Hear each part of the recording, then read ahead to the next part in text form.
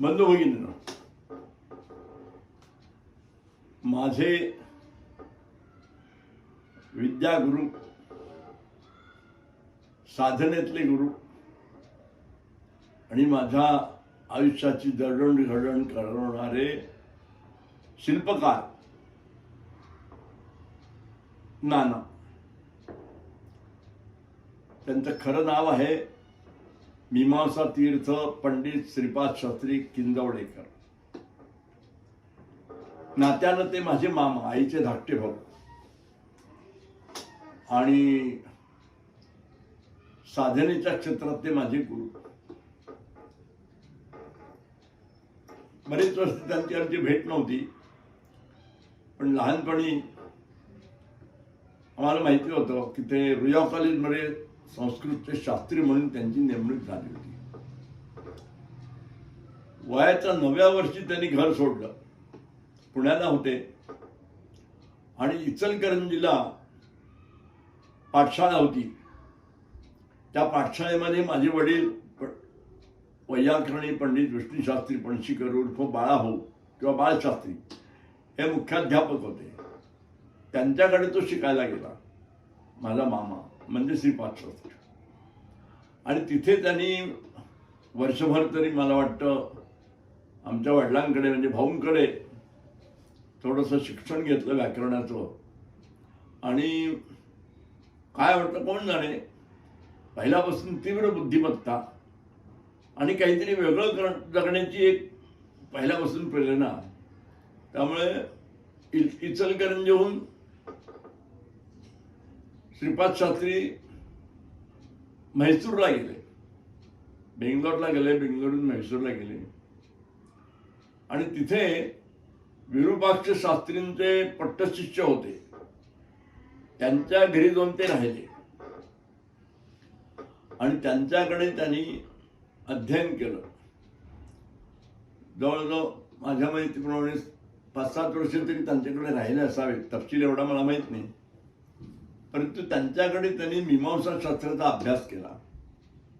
घरकाम सगळं करायचंय आणि सेवा करायची म्हणजे नक्की काय करायचं हे त्यांना तिथे कळलेलं होतं. आणि बुद्धिमत्ता अतिशय तीव्र होती, त्यामुळे पटापट त्यांना सगळा विषय आकलन व्हायचा. आणि मीमांसा तीर्थ ही कलकत्त्याची बेंगॉल संस्कृत असोसिएशन नावाची जी संस्था आहे त्यांच्या तीर्थ परीक्षा आहेत. काव्यतीर्थ, तर्कतीर्थ, मीमांसा तीर्थ, उपनिषद तीर्थ, वेदांत तीर्थ, तीर्थ परीक्षा ह्या सगळ्या तिथे होतात. आणि त्यातली मीमांसा तीर्थ परीक्षा म्हणजे शेवटची परीक्षा मौखिक व्हायची.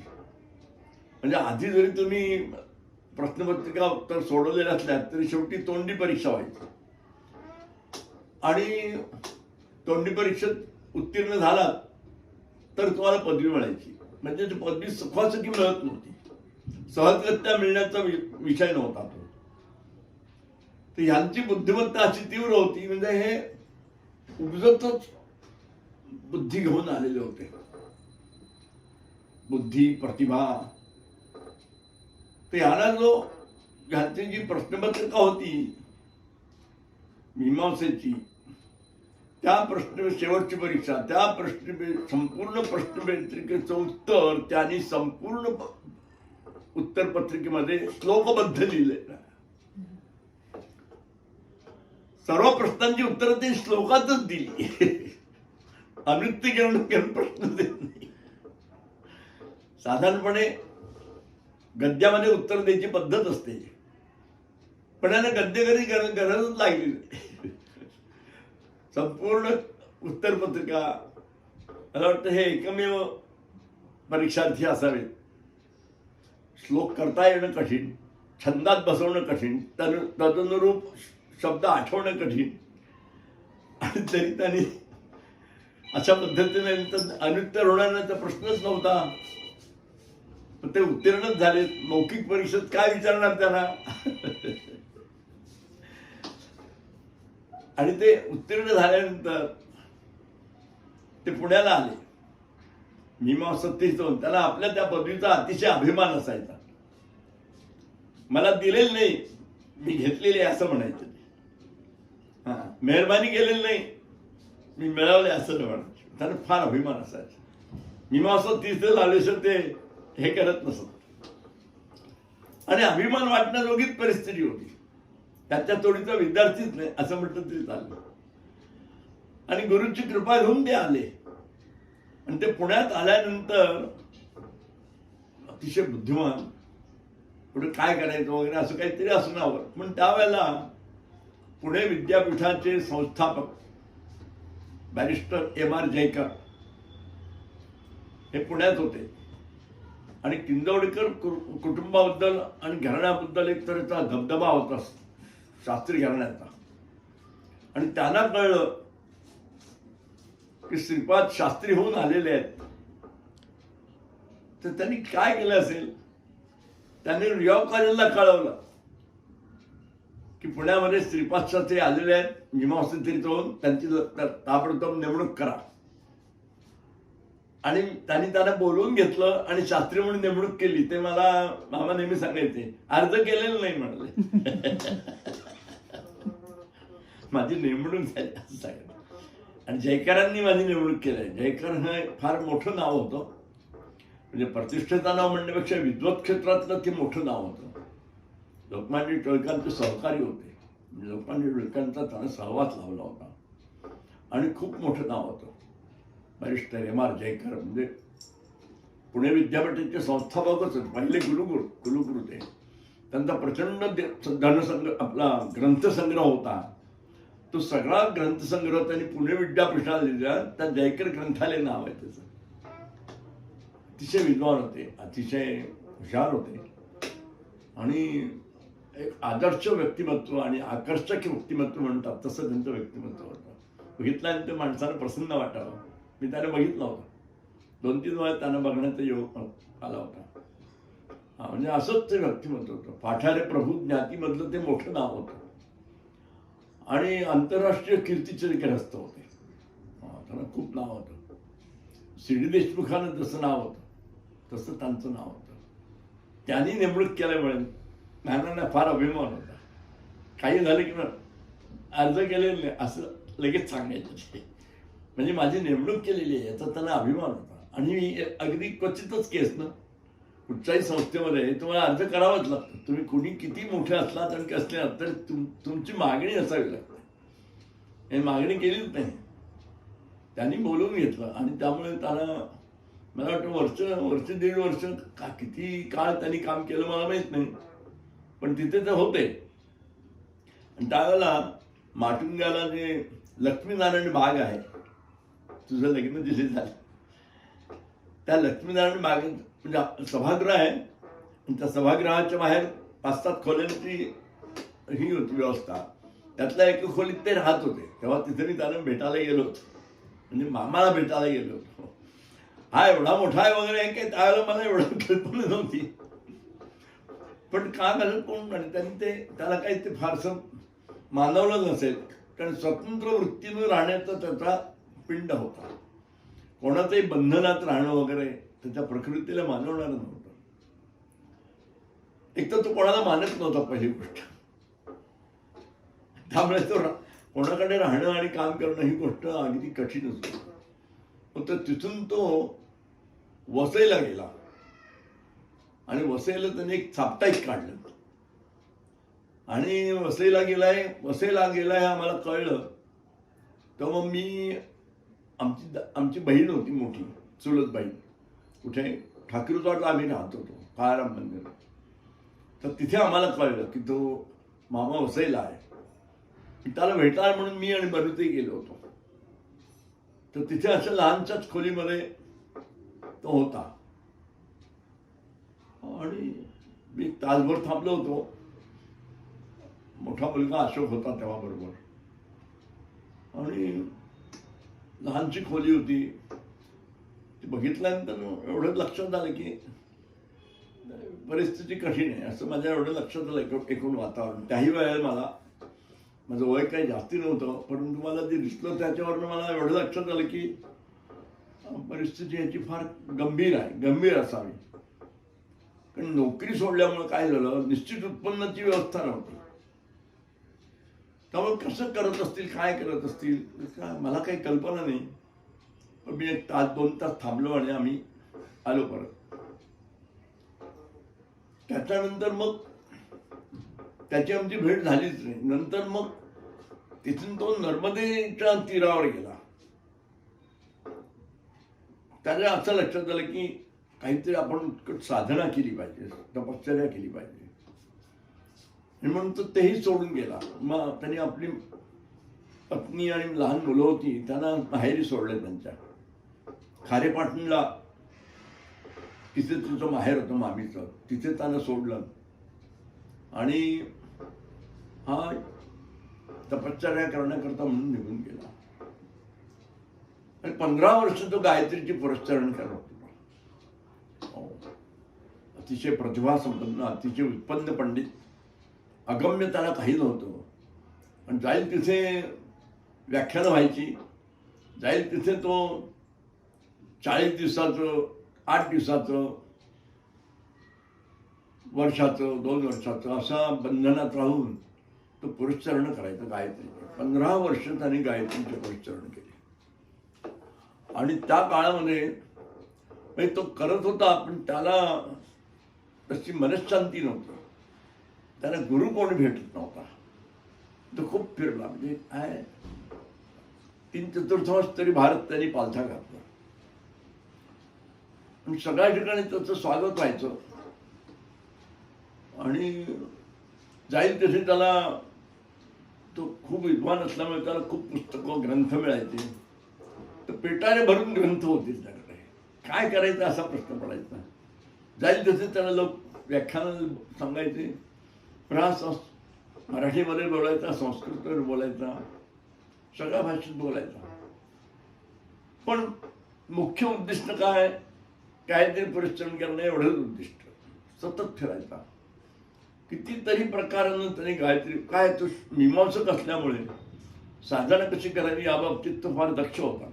तडजोड करायची नाही हा मुख्य नियम होता त्याचा. सगळ्या गोष्टी प्रत्येक वेळेला साधना करताना गायत्री पुरस्चरणाकरता वापरलेल्या सगळ्या वस्तूचं नदीत विसर्जन करायचं आणि प्रत्येक वेळेला नवीन घ्यायचं. हे मुख्य सूत्र आहे. वापरलेल्या वस्तू दुसऱ्याचे तर सोडा, स्वतःचे पण वापरायचं नाही. लोकांना कळत नाही. लोकांना वाटतं आपण साधना करतो म्हणून. इतकी साधना सोपी नसते. मी सुद्धा गायत्री पुरस्चरण केली 2 आणि अजूनही मी माझे नियम पाळतो. त्याच्याकडे राहिल्यामुळे मला कळलं. तो असं सगळ्या ठिकाणी तांब्या, भांड, पळी, आसन, माळ हे सगळं तो नदी विसर्जन करून नवीन आणायचा. तो जाईल तरी त्याच्या पैशाची व्यवस्था व्हायची. पुढची व्यवस्था काहीच नाही. पण तो प्रवासापर्यंत पैसे मिळाले तो पुढे जायचा. त्याची त्याची व्यवस्था व्हायची. मला म्हणाला गायत्रीच्या बरोबर मी जात असल्यामुळे माझी व्यवस्था गायत्रीच करायची. मला करायला लागायचंच नाही. अशी उत्कट निष्ठा होती. खूप फिरला, पण त्याला जे पाहिजे होतं ते शेवटपर्यंत मिळत नव्हतं. तो फिरता फिरता म्हणजे काशी झाली, हरिद्वार झालं, कुठे गेला नाही असं. मंडलेश्वर झालं, गरुडेश्वर झालं. टेंबेस्वामींचा भक्त. टेंबेस्वामींचा भक्त असण्याचं कारण काय, वासुदेवानंद सरस्वती टेंबेस्वामी हे त्याच्या वडिलांचे गुरु होते. माझ्या आजोबांचे गुरु, माझ्या वडिलांचे गुरु, तसे त्यांच्याही घराण्याचे ते गुरुच होते. त्यामुळे कडक पद्धतीनं साधना करायचे हे टेंबेस्वामींचं व्रत. तो यांच्यावर संस्कार. त्यामुळे 16 नावाची वस्तू कधी यांनी वापरली नाही. 16 कल, रेशमी वस्त्र, धूत वस्त्र कधीही साधनेमध्ये वापरलेली वस्तू वापरायची नसते. आमच्या साधनेचा नियम असा आहे की कटित्यक्त वस्त्र चालत नाही. कटित्यक्त म्हणजे कटी म्हणजे कंबर. एकदा कमरेवर सोडलं की ते पुन्हा चालत नाही. हा नियम आहे. म्हणून पॅन घालून केलेली उपासना कार्यकारी होत नाही, होणारच नाही. त्यामुळे ती सगळी उपासना वाया जाते. म्हणजे पालथ्या घरावर पाणी. 16 नसून उपासना केली की वाया गेली.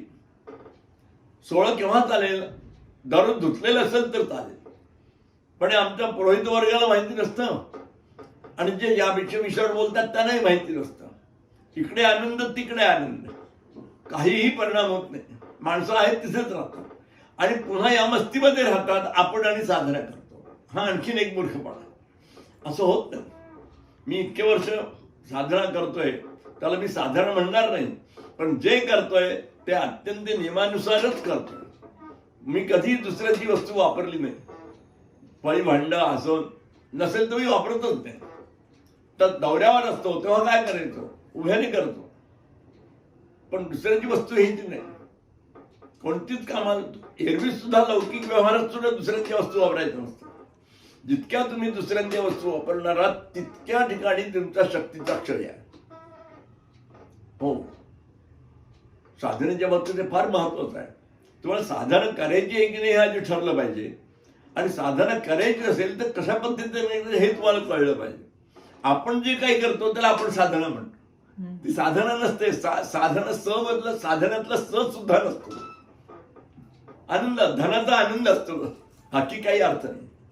नाना अशा पद्धतीने साधना करायची. जातील तिथे झोपडी बांधायची.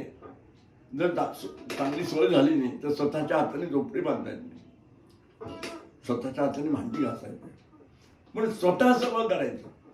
भस्म कोणीतरी असं उचकलेलं नाही. मला एक काही वेळा का होतं, आपल्या अनुवादाने चूक होते. नंतर मी गरुडेश्वर माझी बडोद्याला 7 का 8 व्याख्यानं होती, म्हणून मी गरुडेश्वरला गेलो आणि गरुडेश्वरला मला भस्म पाहिजे होतं. तर मी भस्माला गुरुजीने भस्म दिलं. तर मी घेतलं. दुसऱ्यांदा हात घेतल्यावर ते म्हणाले असं हात घालायचं नाही. हा, तुमचा स्पर्श मी हातात काढून घ्या, स्पर्श होता का मला, म्हणजे दुसऱ्याचं भस्म घ्यायचंच नाही. हा पाहिला मी. पण मी कुठे गेलो तरी माझ्याबरोबर माझं भस्म आहे. मला तुमचं भस्म नको. तुमच्याकडे सगळं आहे ना, पण ते तुमचं आहे ना. तुमच्या संस्कारांनी ते प्रभावित झालेलं आहे. बरे वाईट जे काही तुमचे संस्कार असतील त्यांनी ते प्रभावित झालेलं आहे. माझेच संस्कार मुळात कमी पडत आहेत. मला पुढे जायला माझ्याच संस्काराने अडचण होते. तर तुमचं कुठे कुठे होऊ. पतंजलीचं एक सूत्र आहे, तर नानांनीच सांगितलंय. काय सूत्र आहे? स्वांग जुगुप्सा परैहि असंसर्ग. सोपा आहे. स्वांग म्हणजे स्वतःचा अंग, जुगुप्सा म्हणजे घृणा, किळस. स्वतःचं अंग सतत सकाळपासून रात्रीपर्यंत आपण सकाळी आंघोळ करतो, दात घासतो, डोळे स्वच्छ करतो, केस स्वच्छ करतो, आंघोळ करतो, पुन्हा सकाळी आंघोळ करतो. आणि जरी दररोज आंघोळ केली तरी सकाळी उठल्यानंतर पुन्हा आहे तशीच घाण असते का नसते? तोंडात असते, डोळ्यात असते, नाकात असते, अंगात घाम असतो. म्हणजे आपलंच आपल्याला जर पुन्हा आंघोळ केली नाही तर कळस वाटते. स्वांग जुगुप्सा, स्वतःचं शौच केल्यानंतर सुद्धा, शौच म्हणजे शुद्धी, स्वतःची शुद्धी केल्यानंतर सुद्धा स्वतःच्या शरीराबद्दल घृणा निर्माण होते. होते की नाही? पतंजली असं म्हणतात, स्वतःच्या शरीराबद्दल शौच करून सुद्धा जुगुप्सा म्हणजे घृणा निर्माण होते. तिथे परैहि असंसर्ग, म्हणून दुसऱ्याचा संसर्ग नसावा. आलं लक्षात? साधना ज्याला करायची त्याकरता हे नियम आहेत. परैहि म्हणजे कोणीच नाही. पत्नीशिवाय गृहस्थाला कोणालाही स्पर्श करायला परवानगी नाही. आपली भांडी घासायची असेल तर तिने घासलेली चालतात, पण मुलांनी घासलेले चालत नाही. अरे का लक्षात? म्हणजे याचा अर्थ असा की चुकून सुद्धा दुसऱ्यांचा स्पर्श होता कामा नये, तर तुम्हाला साधना करता येते. सगळ्यांच्या समोर बसून ध्यानाला बसणं, सगळ्यांच्या समोर जप करणं, सगळ्यांनी वापरलेल्या माळा घेऊन जप करणं, याच्या इतका मूर्खपणाने जगामध्ये. आणि हे लोकांना कळत नाही. याची माळ चालते, त्याची माळ चालते, मोठं आसन चालतं, कुठेही बसतील चालतं, ती माणसं कुठेही फिरत असतात. तर काय अर्थ नाही. चुकून सुद्धा नाही वस्तू वापरायची नाही, दाखवत सुद्धा नाही. आमच्याकडे माळ आहे, आम्ही आता मला नानाने दिलेली माळ आहे 1959 साली, तीच मी वापरतो. पण ते मी ह्याला दाखव त्याला दाखवायची नाही. संबंध काय? तुमच्या साधनेकरता तुम्ही कटिबद्ध असता. ती साधना तुम्हाला पुढे घेऊन जाण्याकरता करायची असते, म्हणजे शुद्धी करता असते. आहे या अवस्थेतून वरच्या अवस्थेत जाण्या त्यातली भूमिका आहे. आणि मुख्य म्हणजे भूमिका अशी आहे की शक्ती संचय करणं ही भूमिका आहे. म्हणजे शक्तीचा अपव्यय टाळणं ही त्याची मुख्य भूमिका आहे. टाकीत पाणी आहे पण नळ सगळे चालू आहेत, ते पाण्याचा काही उपयोग नाही ना. पाणीचा संचय झाला तर त्याचा उपयोग करता येईल. एकीकडे नळात पाणी पडत आहे आणि एकीकडे नळ चालू आहे. अशी सामान्य माणसाची साधना करण्याची अवस्था असते. आणि म्हणून नानांच्या जवळ राहिल्यामुळे मला या बारीक बारीक गोष्टी, मी सुद्धा त्याला पूजा करत होतो, जप करत होतो, हे मी सगळं करत होतो. पण माझ्या भाऊनी मला हा तपशील कधी सांगितला नाही. त्यामुळे एकदम धक्का बसल्यासारखं झालं त्यांच्याकडे गेल्यानंतर. प्रत्येक गोष्टीत माझ्या चुका लक्षात यायला लागल्या, त्यांनी दाखवल्या. लगेच लक्षात येतो ना, असं का मामा असं का करतो, मामा तसं का करतो. आणि ते करायचं असतं हेच माहीत नव्हतं. सगळ्यात महत्वाची गोष्ट नक्की काय आहे हे घर सोडल्याशिवाय कळतच नाही. मी त्यावेळेला 23-24 वर्षाचं असताना घर सोडलं. आमचं घर सोडून मी बाहेर पडलो. पण मला लक्षात यायला लागलं इथे काही आपल्याला कळत नाहीये. आणि माझा स्वभाव अत्यंत रागीट असल्यामुळे मला घरातली माणसं सुद्धा माझ्याबद्दल कावलेली होती. काय करायचं आहे दाजीचं असं सगळ्यांसमोर. आणि त्यावेळेला मी पण कावलो होतो. काय करावं, यांच्याकडे गेलो. आधी त्यांना मी कल्पना दिलेली नव्हती. गेलो आणि सांगितलं मी तुमच्याकडे राहिलो. मगापासून निघालेला विषय काय, तिथपर्यंत येतो. तर फिरले आणि त्यांना गुरुकुळ भेटत नव्हता. ते नेमावरला आले. नेमावर म्हणजे नाभिकुंड म्हणतात, नर्मदेचं नाभिकुंड ज्याला म्हणतात ते नेमावरला आहे. उगम अमरकंटकला आहे. आणि ती खंबाच्या आखाताला इकडे भडोजवळ सागराला मिळते. ही भारतातली एकमेव नदी अशी आहे की जिथे प्रदक्षिणा करता येते. म्हणजे गोदावरीची पण करता येते, पण फार कष्टाची येते. म्हणजे कोणी सहसा करत नाही, पण हिची करता येते. ओंकारेश्वर पासून निघालत की अमरकंटक, अमरकंटक पासून पुन्हा ओंकारेश्वर, ओंकारेश्वर पासून निघाले की भडोच, भडोचवर परत इकडे गरुडेश्वर, नारेश्वर, असं करताना तिसऱ्या रस्त्यात तुम्हाला नेमावर लागतं. तर नेमावरला नाभिकुंड म्हणणं आहे. आम्ही जाऊन आलो नाभिकुंडामध्ये. तर नेमावरला तिथे विश्वनाथ महाराज म्हणून होते. त्यांना कळलं इथे विश्वनाथ महाराज आहेत. नाही, गायत्री पुरुष, गायत्री सत्पुरुष म्हणूनच त्यांची ओळख होती. मग तिथे त्यांची भेट झाली. त्यानंतर लक्षात झालं की आपल्याला मार्गदर्शन हे करू शकते. त्यानंतर ते ठेवून घेतलं त्यांनी. आणि दोघे संस्कृतमध्येच बोलायचे. विश्वनाथ महाराजांचा मला 3 दिवसाचा सहवास मिळाला. मी महाराजांकडे गेलो, मला जायला मिळत नव्हतं, पण त्यांना 14 भाषा येत होत्या. कोणत्याही भाषेत ते बोलायचे. ते नेमावर सोडून कुठेही आयुष्यात गेले नाही. फक्त एखाद्या वेळेला 4 महिन्यामध्ये ते हिमालयात जात होते, पण क्वचित. एरवी ते नेमावरच्या त्यांच्या कुटीतच राहत होते. आणि त्यांना वयाच्या 12 वर्षापासून तिथे आहेत. त्याला ब्रह्मचारी म्हणत असतात लोक. आले कुठून माहित नाही, कोणाचे कोण तसा पत्ता नाही. पण दिवसातून 3 वेळा स्नान करायचे, नर्मदेचं स्नान करायचे. मग त्याने आपल्या कुटीमध्ये स्नानाची व्यवस्था केली. ग्रंथसंग्रह मोठा होता विश्वनाथ महाराजांचा. आणि त्या ग्रंथसंग्रहात 3/4 पुस्तकं वासुदेव शास्त्री पणशीकरांची होती. मी गेलो होतो, मला ठेवून घेतलं होतं. तिथे गेल्यानंतर नानांच्या लक्षात आलं की ह्या आपल्याला या विषयातलं त्यांनी मार्गदर्शन केलं. आणि इथे मी थांबतो.